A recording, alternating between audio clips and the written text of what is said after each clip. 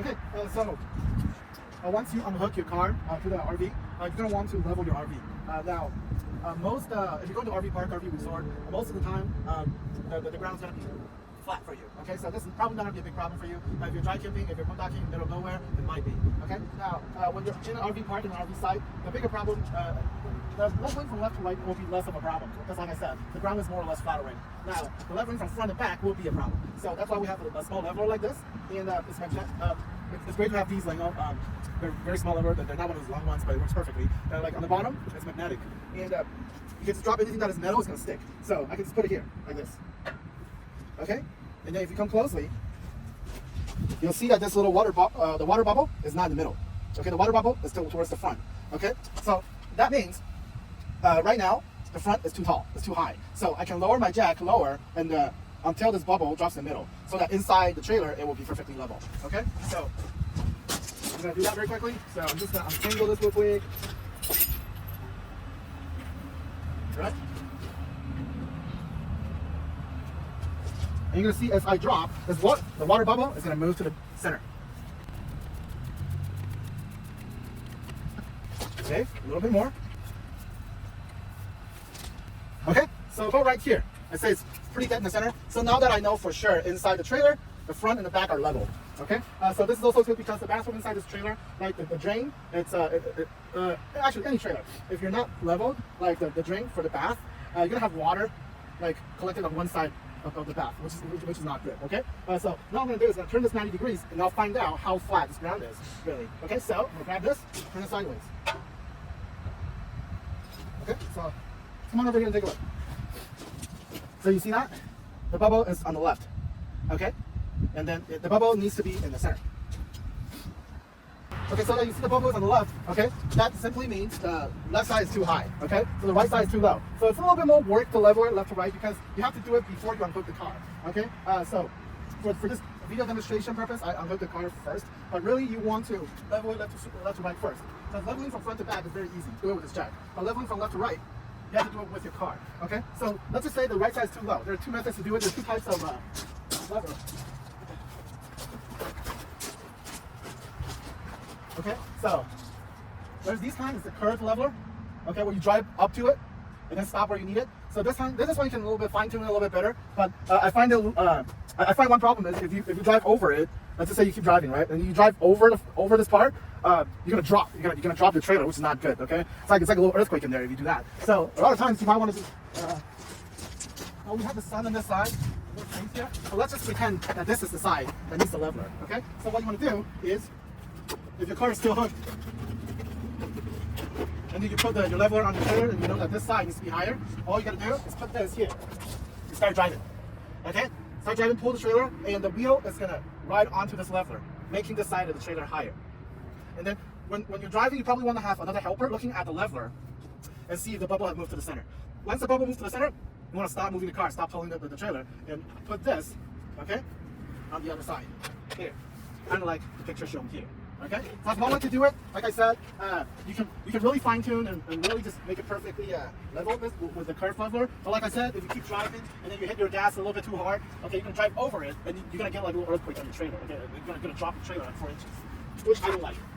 Now, this is kind of like the traditional path, which is a little bit more work than this, but you know I find it a little bit more safer. You know, so let's just say you can build a little pyramid with this. So let's just say all you need is about like a 2-inch. Or if you just need a 1 inch, you just drive onto it. That's it. If you need a 2 inch, make a little pyramid. Now you got 2 inch. If you need 3 inch, you make a bigger pyramid.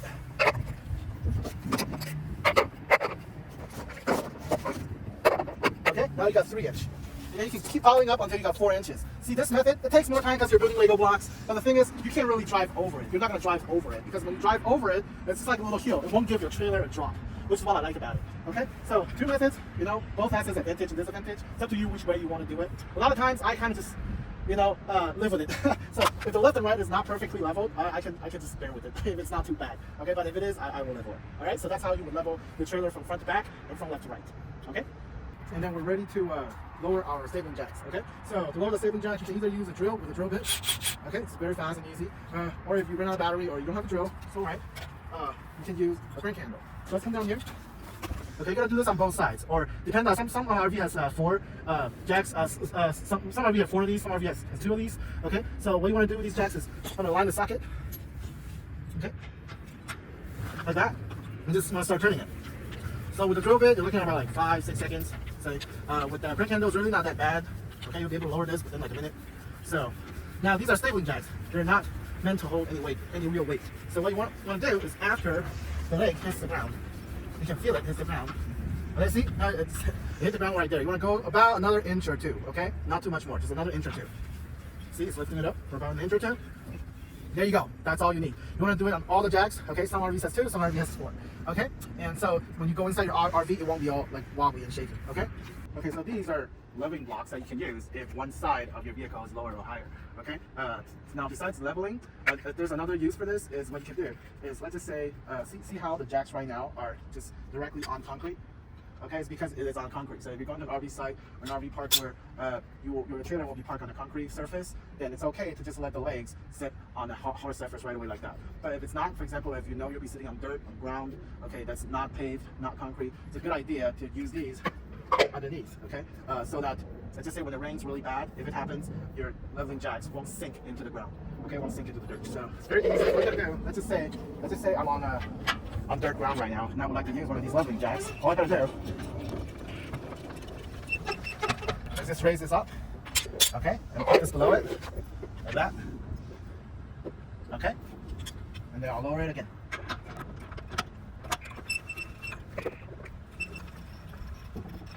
Okay, see that? So this will help a lot and prevent it from sinking the leveling jacks into like wet dirt.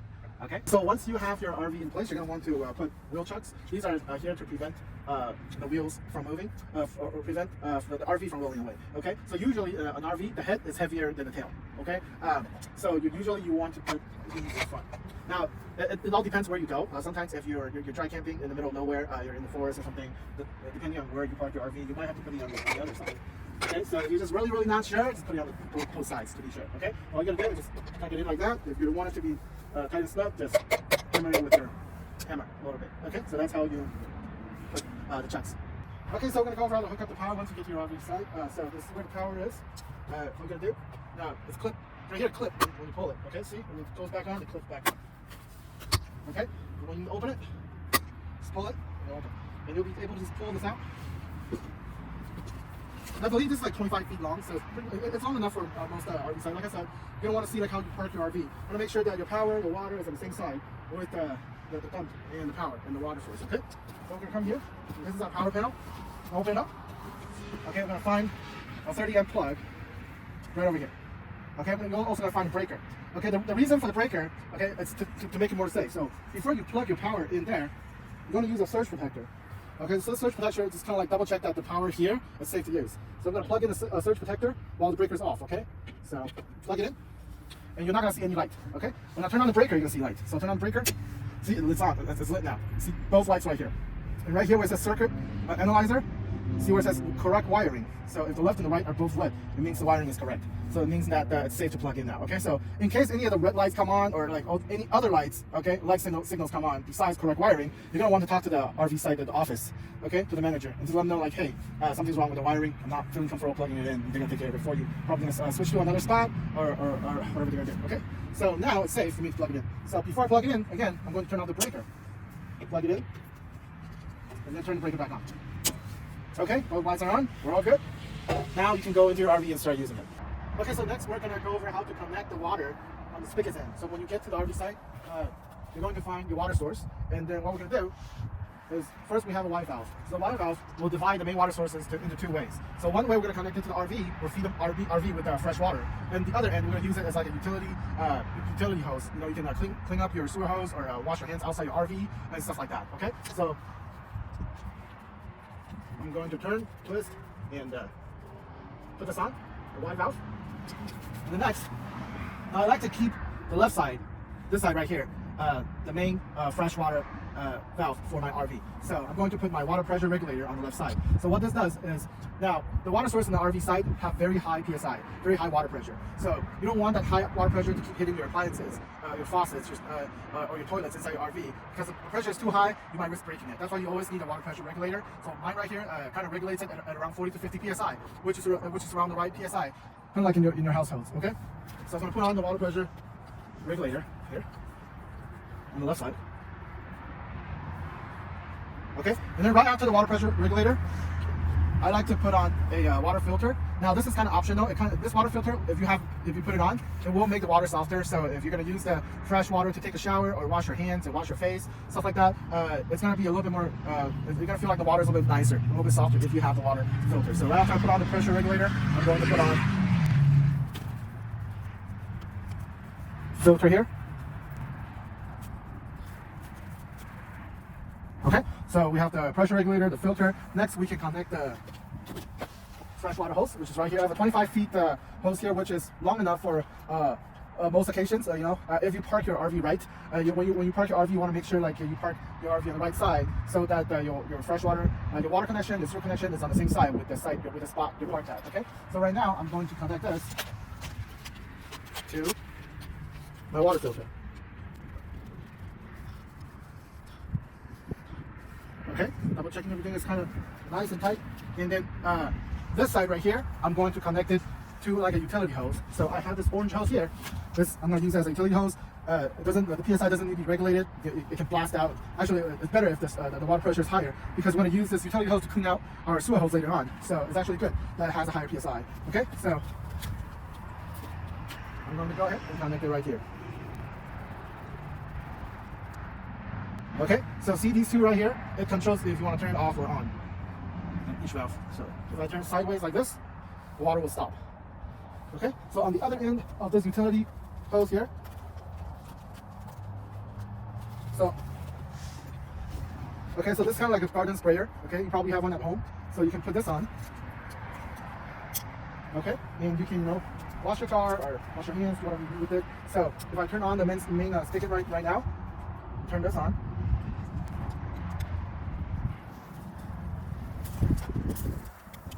Okay, so you can use your utility hose. Okay, so if I don't need it, I can turn my water off here. Okay, so now I also have another connection. This right here is to use to clean the sewer hose. Okay, so if I remove this, put this on, turn on my water. Okay, and then turn on the water here. Yeah, so we're gonna use this to clean our sewer hose later on. Okay, so this is how to connect your water on the spigot end. Okay, so we're gonna move on to the RV's end. All right. Okay, so next we're gonna go over how to connect the water at the RV's end. So we have the water connected at the water source, the spigot's end already. So right now we're gonna do it at the RV's end. So let's just say you're doing this in spring, in summer, or in fall, where the weather is not below freezing. You can just use city water. Okay, open this up, and instead of connecting the hose directly to the opening, directly like that, connecting it this way, you're gonna apply a lot of stress. It's kind of like at a 90-degree angle, so it'll have less stress if you have like a 90-degree adapter like this. Okay, so you're gonna put this on first. Just keep rotating it. There you go. Okay, now you can lock this right here. So see how it's a 90-degree angle, so you won't get you won't stress out your connection here. Okay, so this is how you want to hook up the water directly to your RV. Okay, now there are times where if you are camping in the winter, or you know that the place that you're going to is the temperature is gonna drop below freezing, then this won't work, because if you do this, let's just say in winter where it's like 15 degrees outside, like you're gonna wake up and then your hose is gonna be frozen and you can't use your water. So that's why when it's like below freezing, what you can do is use your freshwater tank instead of connecting to city water. Use the city water connection. So see the freshwater connection here. So what you're gonna do is you're gonna turn on your water, and there's no locking mechanism whatsoever. There's nothing. It's just you just put the hose here, and then you're gonna turn on the water. Okay, and you can just keep feeding fresh water into the tank. Now, when do you know? Now, this RV in particular has 28 gallons, I believe, 27 gallons of fresh water. So there's a big tank inside that can fill 27 gallons of water. So you just keep filling it up with water. Eventually, it's gonna overflow. Eventually, you're gonna see water come out here. It's dripping. That means it's full. Okay, so you remove your hose, turn off your hose, close the cap. and now you'll have a full 27 gallons of water inside your RV. Okay? Okay, so next we're going to hook up the sewer hose. So I'm going to first put on some gloves. These are disposable gloves that you can find anywhere. Doesn't really matter what brand they are, as long as you can use them. Now, if you want to do it without gloves, it's up to you. So make sure you wash hands afterwards. Okay, so this is what the sewer hose look like. Okay, so it's going to look a little bit different depending on which RV site you're at, but a lot of times this is what they look like. So I'm going to just turn it and open it up. Okay, next we're going to go grab our sewer hose. So a lot of RV trailers, it comes with sewer hose storage. Looks like this in the back of your RV. So all you got to do is pop this open, and you're going to have space inside to store your sewer hose. Okay, so I'm just going to grab my sewer hose and pull it out. Okay, here's my sewer hose. I'm going to pop my cap back in.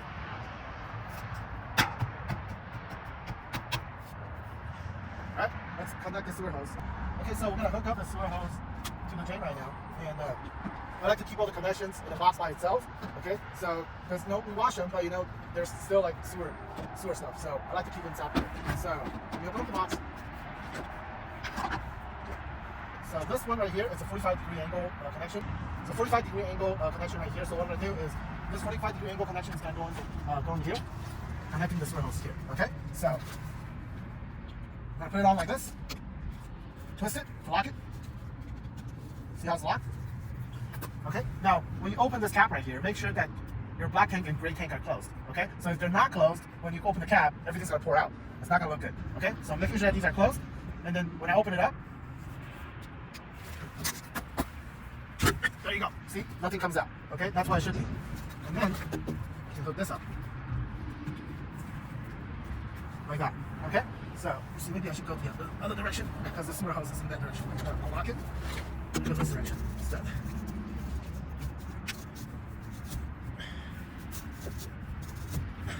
Okay? See a 45-degree angle here. So we'll be able to see like if everything has come out. Okay, when we open it up. Okay? So let's go to the other side and hook up the other end to our sewer. Okay, so we're here at our sewer hose. Okay, it's gonna smell, so do this quickly. So you're going to need a 90-degree angle here.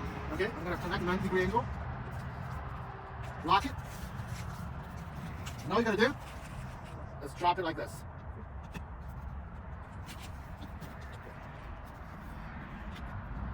Okay, now sometimes you're gonna get to an RV site and find the opening to be bigger. That's why you have kind of like an adapter here. So let's just say if the opening is bigger, you can use this. See that? And then it'll drop right in like this. Okay?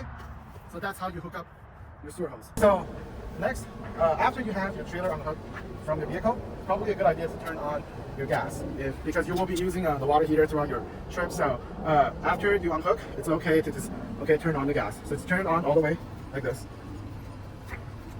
Okay, and it will remain turned on the remainder of your trip. Doesn't matter if it's a 3-day trip, a week trip, a month, we'll just leave it turned on. So your water heater, you always have hot water available inside.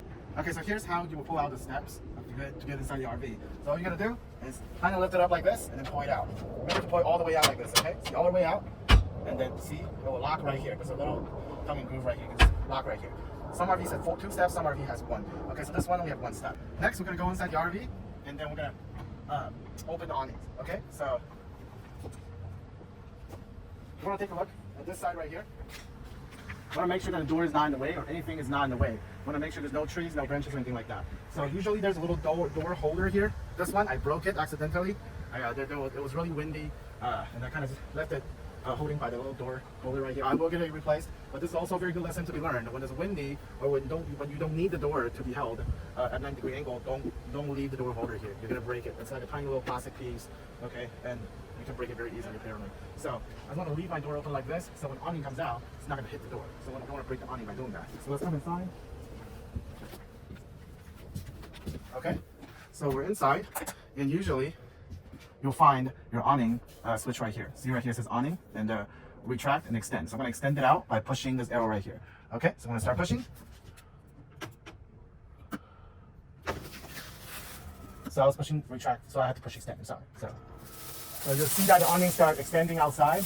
Now the question is when to stop. It's actually kind of tricky because most of these kind of awnings on RVs, they don't have like an end to it. Like it doesn't really stop. You just have to know when to stop, or else you'll reverse an engine and break it. So when you see a flap coming down, that's when to stop.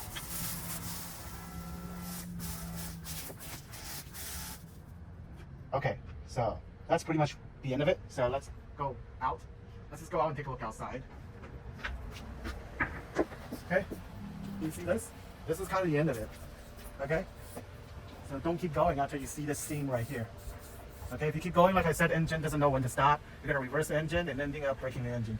Okay, so just be very careful. Now most RVs are designed like this, so I'm not sure why they haven't improved the engine, but it is what it is. Okay, so now let's retract the awning. Okay, back inside.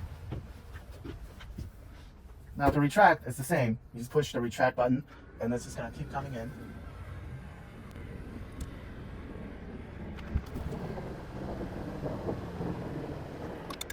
Okay, there you go. You've retracted the awning. Now let's take a look. I want to go over one little thing. Okay, is you see there's a button that says exterior light. Now this panel, this console panel right here, is kind of like a universal panel. So some units do have exterior light features, some units don't. So when you find it in the RV that there's an exterior light, there's supposed to be a button like this, but there isn't. It simply means that this RV does not support that feature. So even though it says exterior light, but there's no switch, then it means simply for this model there isn't an exterior light. Okay, so that's it for the awning. Okay, so when you've parked your RV trailer, turn on your gas outside. When you come back inside, first thing you do is you're gonna want to turn on your water heater. Okay, and the water heater pretty much can stay turned on during the duration of your trip. Now, this button right here controls the water pump. Okay, so the water pump, you only need to turn on the water pump when you're using your freshwater tank. If you're connected to city water, you do not need to turn the water pump on because the city water is pressurized, so it doesn't require. So if now if you have if you're dry camping, you're in the middle of nowhere, you don't have water, you don't have connection to city water, you might want to go with a full tank of freshwater tank, 27 gallons, and turn on your water pump. Okay, so when you turn on your water pump, this is what's going to happen. So let's just say you're using freshwater tank right now. When you turn on your water, you're going to hear this. That's your water pump. For people that are not from here, that have not used a water pump before, you're gonna kind of freak out. You're like, what's happening? Don't worry, it's perfectly fine. Okay, whenever you're using water, that water pump is gonna go. Okay, and then when you turn on the water, it's not gonna come. The water at first, it's not gonna come out very smooth and fluently. It's not gonna be like shh, like at home. It's not. And when you first turn on the water pump, or use the freshwater tank, it's gonna be more like. And after about 10-15 seconds, it's gonna flow very nicely. But just don't freak out when initially it go on you. That is totally fine.